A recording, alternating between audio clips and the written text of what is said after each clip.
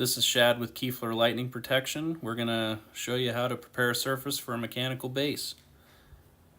This also applies for any bonding that you may have as well.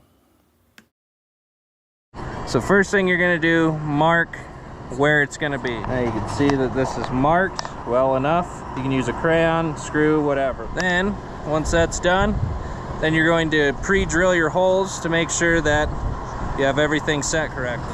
Now that your holes are set, that's when you deox and cover the surface you just exposed.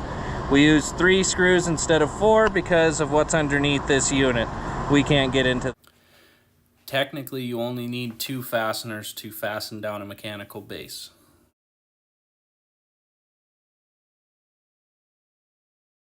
You've got deox on a bare surface, and then you make sure that your rod is straight, and that is a mechanical base.